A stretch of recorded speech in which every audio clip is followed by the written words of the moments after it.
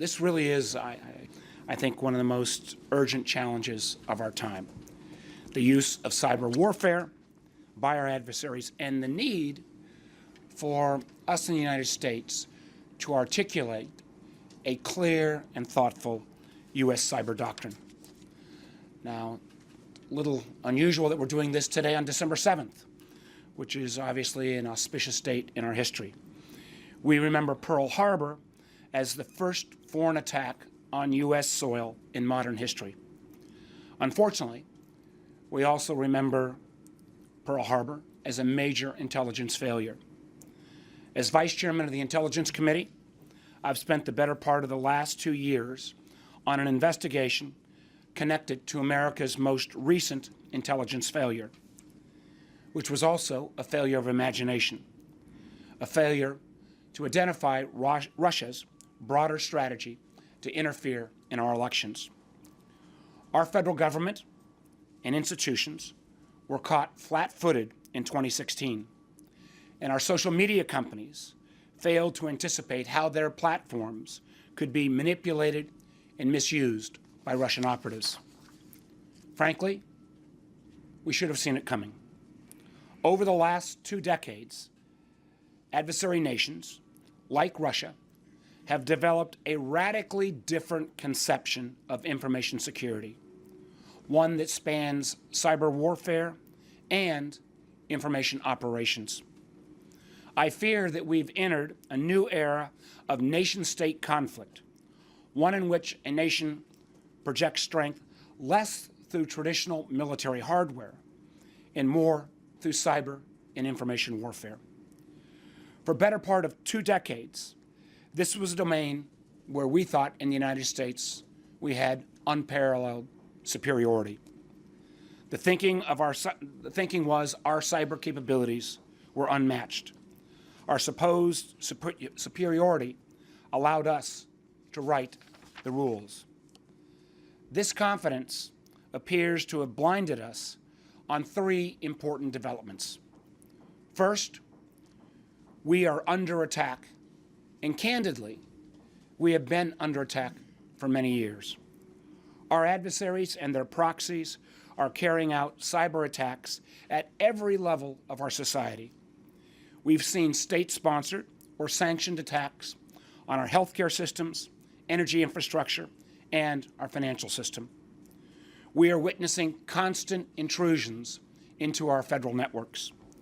We are seeing regular attempts to access parts of our critical infrastructure and hold them ransom. Last year, we saw global ransomware attacks increase by 93%. Denial of service attacks increased by 91%. According to some estimates, cyber attacks and cybercrime account for up to $175 billion in economic and intellectual property loss in North America alone. Globally, the estimates are closer to $600 billion. And typically, our adversaries aren't even using their most sophisticated cyber tools. They are attacking opportunistically, using phishing techniques, and figuratively rattling unlocked doors. This has all been happening under our noses. The effects have been devastating, yet the attackers have faced few, if any, consequences. Second, in many ways, we brought this on ourselves. We live in a society that is becoming more and more dependent on products and networks that are under constant attack. Yet the level of security we accept in commercial technology products is unacceptably low, particularly when it comes to the growing Internet of Things. The problem is only compounded by our society-wide failure to promote appropriate cyber hygiene. It's an outrage that more digital services, from email to online banking, don't come up with default 2-factor authentication. And it's totally unacceptable that large enterprises, including federal agencies, aren't using the available tools of defense. Lastly, we have failed to recognize that our adversaries are working from a totally different playbook. countries like Russia are increasingly merging traditional cyber attacks with information operations. This emerging brand of hybrid cyber warfare exploits our greatest strengths, our openness and free flow of ideas. And unfortunately, we're just now waking up to that fact. Looking back, the signs have been pretty obvious. 20 years ago, Sergei Lavrov, then serving as Russia's UN ambassador, advanced a draft resolution at the United Nations dealing with cyber and, quote, prohibiting particular dangerous forms of information operations. Now, we can debate the sincerity of Russia's draft resolution, but in hindsight, the premise of this resolution is striking. Specifically, the Russians saw traditional cyber warfare and cyber espionage interlinked with information operations. It's true that as recently as 2016, in the Russia operations against our system there, the cyber operations, the hacking of the DNC and the Podesta emails was carried out with one vector, and the misinformation and IRA activities were on a separate tracks. But there's no doubt that Putin and his leaderships now sees the full potential of marrying these cyber operations. By contrast, our country spent 2 decades treating information operations and traditional information security as distinct domains. And increasingly, we treated info operations as quaint and frankly outmoded. Just a year after Lavrov introduced the resolution, the United States eliminated the United States Information Agency, relegating counter-propaganda and information operations to a lower tier of foreign policy. In the 2 decades that followed, the U.S. embraced the Internet resolution as inherently democratizing, but we ignored the warning signs outside the bubble of Western democracies. The naivete of U.S. policymakers extended not just to Russia, but to China as well. Recall when President Clinton warned China that attempts to police the Internet would be, quote, like nailing Jell-O to the wall. In fact, China instead has been wildly successful at harnessing the economic benefits of the Internet in the absence of political freedom. China's doctrine of cyber sovereignty is the idea that a state has the absolute right to control information within its border. This takes the form of censorship, disinformation, and social control. It also takes the form of traditional computer network exploitation. And China has developed a powerful cyber and information affairs bureaucracy with broad authority to enforce their doctrine. We see indications of the Chinese approach in their successful efforts to recruit Western companies to their information control efforts.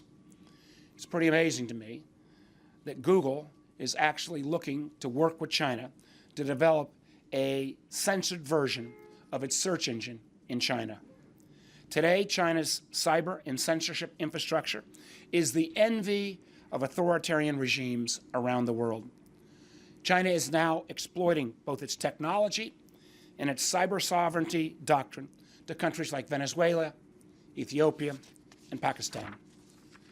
With the export of these tools and ideas, and with countries like North Korea and Iran copying Russia's disinformation playbook, these challenges will only get worse. And yet, as a nation, we basically remain complacent. Now, despite a flurry of strategy documents from the White House and DOD, the federal government is still not sufficiently organized or resourced to tackle this hybrid threat. We have no White House cyber czar, no cyber bureau, or senior cyber coordinator at the State Department. And we still have insufficient capacity at both state and DHS when it comes to both cybersecurity and disinformation.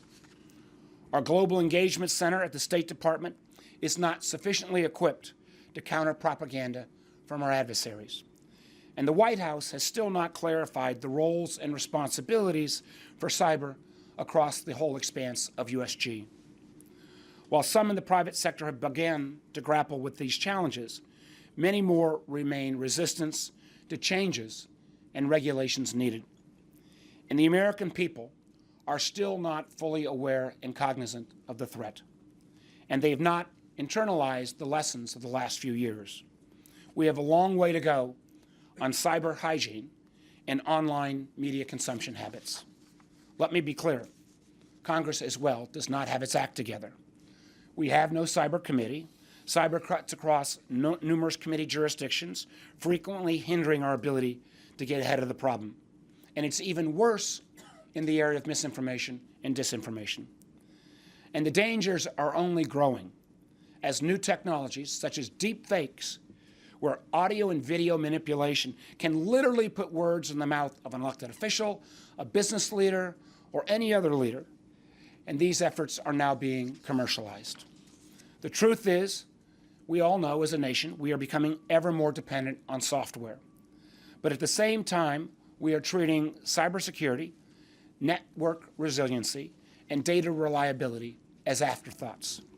And these vulnerabilities will only continue to grow as our so-called real economy becomes increasingly inseparable from our digital economy. If we're going to turn this around, we need not just a whole-of-government approach, but we need a whole-of-society cyber doctrine. So what would a U.S. cyber doctrine look like? It's not enough to simply improve the security of our infrastructure, computer systems, and data. We must also deal with adversaries who are using American technologies to exploit our freedom, our openness, and basically attack our most important asset, our democracy.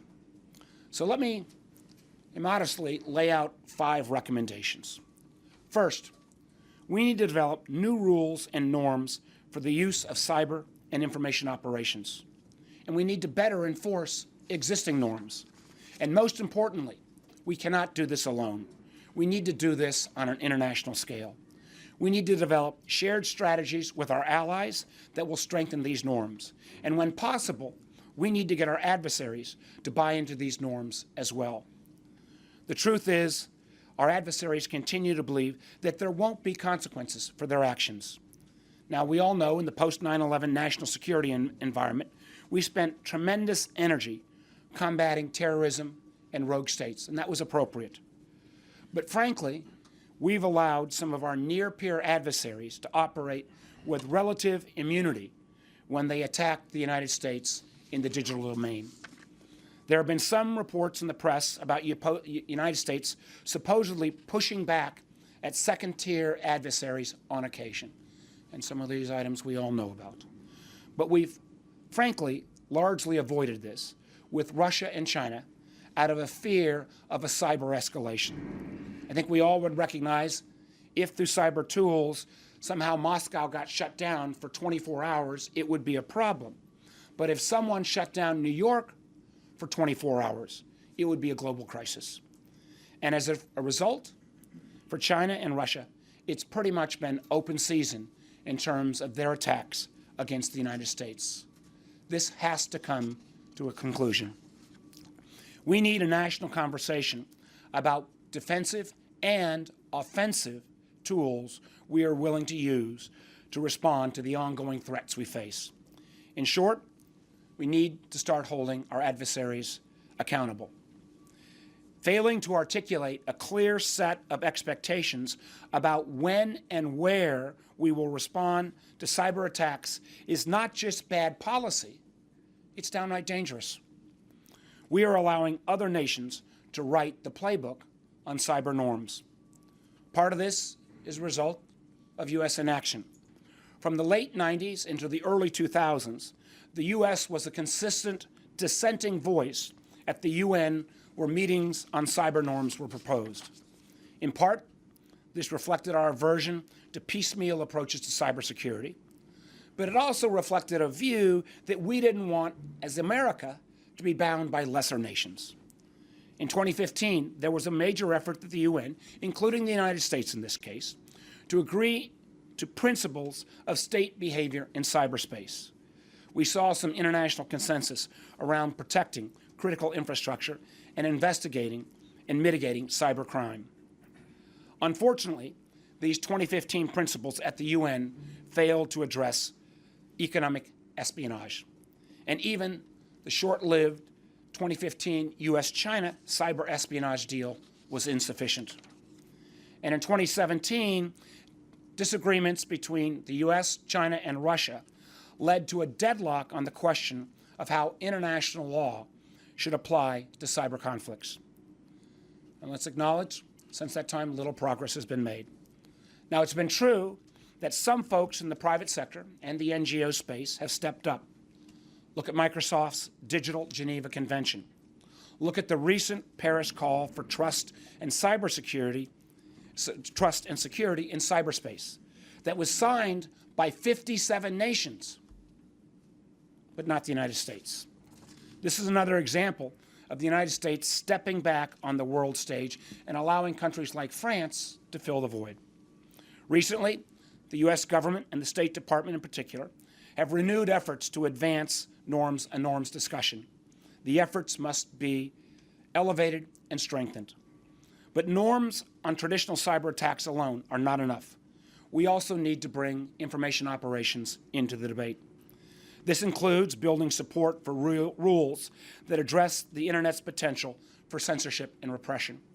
We need to present alternatives that explicitly embrace a free and open Internet. And we need that responsibility to extend not only to government, but to the private sector as well.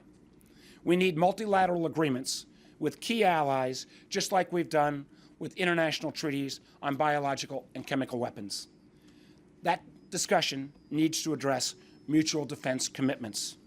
We should be linking consensus principles of state behavior in cyberspace explicitly with deterrence and enforcement doctrines. U.S. policymakers with allies should predetermine responses for potential targets, perpetrators, and severity of attack. That means clearly and publicly linking actions and countermeasures to specific provocations. That could mean sanctions, export controls, or indictments. It could even include military action or other responses.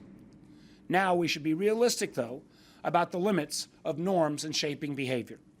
Let's not kid ourselves. At least in the short run, nations like Russia that routinely ignore global norms is not going to make an about face in the cyber domain. But this should not deter us. It should give us simply a more realistic set of expectations for how quickly we can expect to see results. But the stronger we make the alliances, the more teeth we can apply to these norms, the more countries we can recruit to them, the more effective the efforts will be at disciplining the behaviors of Russia, China, and other similar adversaries. My second recommendation is we need a society-wide effort to combat misinformation and disinformation, particularly on social media. My eyes were opened to this through the Intel Committee's investigation on the Russian incursion. Everyone on the committee, Democrat and Republican alike, agrees that the linkage between cyber threats and disinformation is a serious challenge, especially on social media. And again, in some ways, this misuse and abuse of social media was a whole new world for the Intel community. It's now clear that foreign agents used American-made social media to spread misinformation and hijack our civil discourse. Again, let's quickly recap. The Russian playbook in 2016 included cyber penetrations of our election infrastructure, hacks and weaponizing of leaked information, amplification of divisive pro-Kremlin messages via social media, traditional overt propaganda, funding and supporting extreme candidates or parties, and misinformation, disinformation, and the real thing in terms of fake news. The goal was and is to undermine our faith in facts, our faith in the news media, and our faith in the democratic process. The truth is, none of this ended in 2016. This is an ongoing threat, and not just to the United States. We've also seen these tools used against all Western democracies. We've seen them used to incite racial and ethnic violence in countries like Myanmar. This threat is particularly serious in countries with low media literacy. In many ways, in those countries, social media is the internet. So what do? How do we combat this threat? We can start by recognizing that this is truly a global problem. A 21st century cyber and misinformation doctrine should lean more into our alliances like NATO and other allies who share our values. Earlier this year, Senator Rubio and I brought together a group of 12 parliamentarians from across our NATO allies, and every one of our NATO countries have indicated they have seen evidence of Russian intervention within either their election process or within their civil society. We got these 12 parliamentarians together at the Atlantic Council. We focused this meeting on combating Russian election interference. Now, the irony of the meeting date was that was the very same day that President Trump appeared on the international stage with President Putin, and we saw an American president kowtowing to a Russian leader.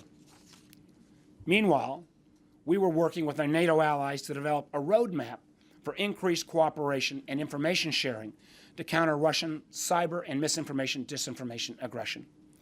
In many countries, the truth is, because they've experienced this for a longer period of time, these countries are further along in educating their populations about the threat of misinformation and disinformation. Last month, I met with the Prime Minister of Finland. As he put it, the Finns have been dealing with Russian disinformation and misinformation for well over 100 years. But Finland is one of the most resilient countries when it comes to countering this threat from its neighbor to the east. I asked why. Again, I believe it's partially because of their whole of society approach. It relies on a free press that maintains trust through strong self-regulatory mechanisms and high journalistic standards. It places a limit on the use of social media platforms, particularly for the very young.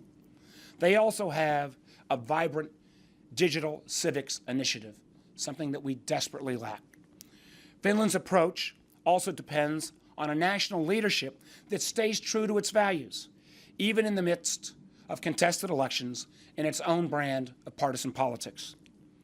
Here in the United States, it will take all of us, the private sector, the government, including us in Congress, as well as the American people, to deal with this new and evolving threat. In terms of the private sector, the major platform companies like Twitter and Facebook, but also Reddit, YouTube, Tumblr, aren't doing nearly enough to prevent their platforms from becoming petri dishes for Russian disinformation and propaganda. I don't have an interest, let me be clear, in regulating these companies into oblivion or stopping innovation. But as these companies have grown from dorm room startups to huge media companies of the 21st century, they have to acknowledge with that great power comes greater responsibility. I recall very vividly that immediately following the 2016 election, when I started to raise the question that we might have had Russian interference, Mr. Zuckerberg publicly ridiculed the idea that Russia had influenced the U.S. elections via a Facebook post that he basically said the idea that Russia intervened was, quote, a pretty crazy idea. Now, I don't pretend to have all the solutions, but I expect these platforms to work with Congress so that together we can take steps to protect the integrity of our elections and civil discourse in the future. Now, companies like Facebook and Twitter have taken some helpful voluntary steps, but we need to see much more from them and their peers. That's going to require investments in people and technology to help identify misinformation before it spreads widely. Now, I put forward a white paper with 20 ideas that lays out some of the policy proposals for addressing this. For example, I think we could all agree we need to start with greater transparency. I think that human beings ought to have a right to know when they're being contacted on social media, whether that message is actually coming from a fellow human being or from a bot. There's nothing inherently wrong with machine-generated information coming to us, but we ought to have that knowledge. I've also put forward bipartisan legislation, the so-called Honest Ads Act, that would require greater transparency and disclosure for online political advertising. I also believe we need a full-fledged debate on the fact that companies should have a duty to identify and ferret out inauthentic accounts. If someone says they're Mark posting from Alexandria, but it's actually Boris from St. Petersburg, we at least ought to have a geo-indicator when that post appears. We've also put forward some detailed ideas around how we look at platforms' responsibility, and I would acknowledge that Facebook acknowledged this responsibility to try to take down truly defamatory content. I think platforms also should give greater access to independent academics and other analysts studying social trends like disinformation. In our paper, we also put forward a number of other ideas around privacy, price transparency, data portability, just the basic idea that if any American knew how much data was being collected, that would help increase our knowledge. The truth is, most Americans think these services are free. There is nothing free about the amount of information these companies collect about each of us and then use in the marketplace. Now, these ideas are intended to spark a discussion, and we desperately need social media companies' input. But we have to move quickly, and at some point, if they don't work with us, Congress will have to act on its own. One thing is clear: the wild, wild west days of social media are coming to an end. Third, we need to harden the security of our computer networks, weapon systems, and IoT devices. Many of the responsibilities for cyber and misinformation and disinformation will fall on the government. But our nation's strategic response must also include greater vigilance by the private sector, which, to tell the truth, has frequently resisted efforts to improve the security of their products. For over a decade, the United States thought it could set a light touch standard for global data protection by basically avoiding legislation. And while, let me be the first, as a former business guy, I understand regulations can have costs. But what we've also learned in our country is that inaction can also cause costs, as other jurisdictions leap ahead of us with more stringent privacy and data protections.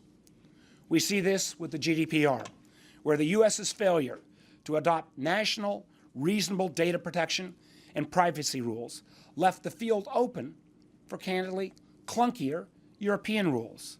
And these standards that were set by Europe are now being adopted by major economies like Brazil, India, and Kenya. More broadly, we need to think about a software liability regime that drives the market towards more secure development across the entire product lifecycle. But nowhere is the need for private responsibility greater than in the Internet of Things. General Ashley, director of the DIA, has described insecure IoT and mobile devices as, quote, the most emerging cyber threat to our national security. So, as a first step, we should use the purchasing power of the federal government to require that IoT devices meet at least minimum security standards. And again, I have bipartisan legislation on this with Senator Cory Gardner. At least at the federal level, with federal dollars, we need to make sure that the devices we purchase are patchable, need to make sure that they don't have hard-coded passwords that cannot be changed, and we must make sure they meet standards that they're free of known security vulnerabilities. On a broader level, beyond IoT, public companies should have at least one board member who understands and can model cyber risk. Another area I've been working on is trying to impose at least some level of financial penalties on companies like Equifax, who failed repeatedly to take the necessary steps to secure their systems from cyber intrusions. Unfortunately, even in areas where we could expect a higher level of security and cyber hygiene, we find some of these same problems. In October, a GAO report found that, quote, nearly all of our new weapon systems under development are vulnerable to cyber attack. Now, earlier this year, we successfully included language in the NDAA requiring cyber vulnerability assessments for weapon systems, which hopefully will help correct this problem. And the Pentagon has recently taken steps to make cybersecurity a greater priority within the DoD. But frankly, we face serious workforce challenges as well in recruiting and retaining top cyber professionals in the government when they have such attractive offers in the private sector. Now, this is a good segue to my fourth recommendation, realigning some of our defense spending priorities. The United States military budget, and I'm proud to say I'm as pro-defense as anyone, recently was passed at $716 billion. The remarkable thing is, when we look at Russia, its budget, military-wise, is about $70 billion. The truth is, the United States is spending most of its money on conventional weapons and personnel. By contrast, Russia devotes a much greater portion of that much smaller budget to cyber and other tools of asymmetric warfare like misinformation. Russia has come to the realization, and some of this goes back to 2011, when the then chairman of the Russian equivalent of chairman of Joint Chiefs of Staff laid out the Russian military doctrine for the 21st century, where they said Russia could not compete with the West in terms of tanks and trucks and ships and guns, but in the realm of cyber or misinformation or disinformation, they could compete. And the truth is, when it comes to cyber, misinformation, and disinformation, Russia is already our peer, and in the areas of misinformation and disinformation, I believe is ahead of us. Truth is, if you look back at Russia's effectiveness and cost effectiveness, if you add up all that Russia spent interfering in our elections in 2016, all they spent in the French elections in 2017, and then add on their cost of spending in the Brexit election, and then add it all together, it's less than the cost of one new F-35 airplane. So the notion that this is a one-off example isn't the case. This is both an effective methodology for Russia, and it's also remarkably cheap. The same is true with China. China spends more on its defense budget, and some of that's opaque. But estimates are that it spends around $200 billion. Again, spending a disproportionate amount on cyber and misinformation and disinformation. And the frightening thing to me is the delta between what we spend on our defense budget and China spends, that $500 billion, China is investing in artificial intelligence, quantum computing, 5G technology, and a whole host of other technologies in the 21st century technologies where China hopes not to simply be our peer, but to actually lead the world. Frankly, they are starting to outpace us in these investments by an orders of magnitude. We need to realign our priorities while we still can. We need to redirect some of our DoD spending towards cyber and, frankly, within other parts of our government, misinformation and disinformation. And at the same time, we need that Sputnik moment to make sure that we make the investments in 5G, AI, quantum, and other technologies to keep a pace of particularly China. The final point is that we desperately need strong federal and presidential leadership for any U.S. digital doctrine to be truly effective. Because this challenge literally touches every aspect of our society, we need presidential leadership and a senior coordinating official to head the interagency process on this issue. It's true there are men and women within DoD and DHS and within other agencies working really hard to try to protect the United States from cyber attacks. And we made some good progress in 2018 in terms of election security. But only the president can mobilize the whole of society strategy we need.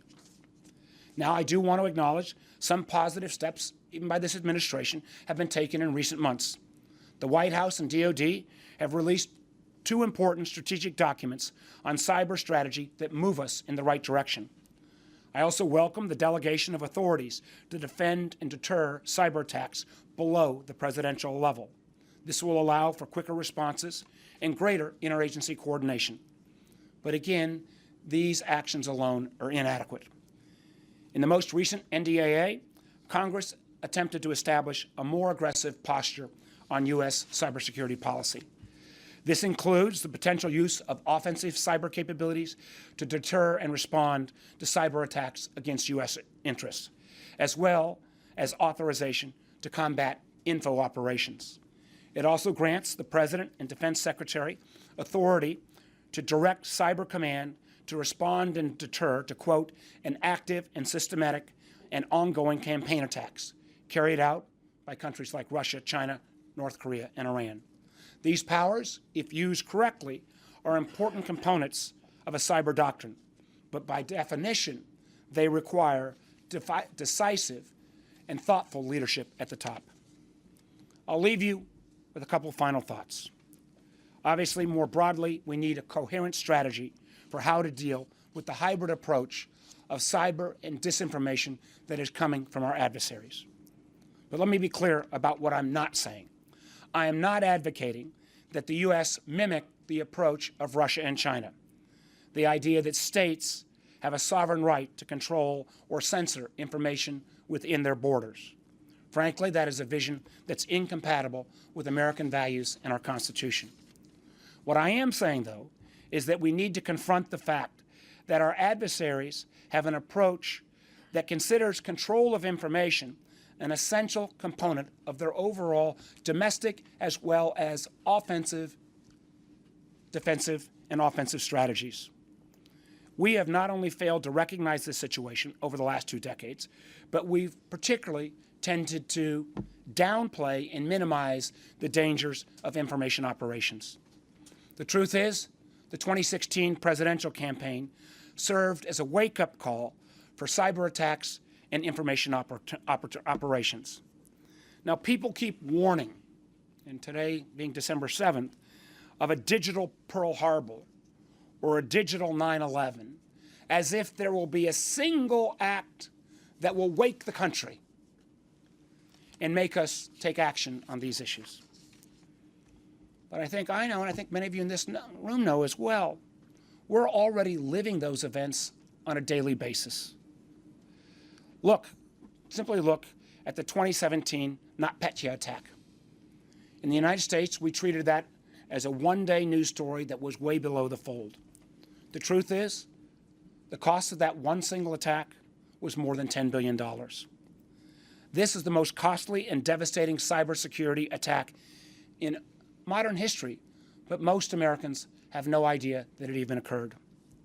The true cost of our cyber vulnerabilities and the true cost of those attacks won't come with a single event. They will be gradual and accumulating. Our personal, corporate, and government data is being bled from every network every day. Our faith in our institutions and our tolerance for one another is being eroded by misinformation. This is leaving us exposed as individuals and vulnerable as a country. It's time that we dramatically shift how we view these threats. I hope the ideas that I've laid out today will help move us towards the comprehensive cyber doctrine and disinformation doctrine that we so desperately need in these challenging times. Thank you very much.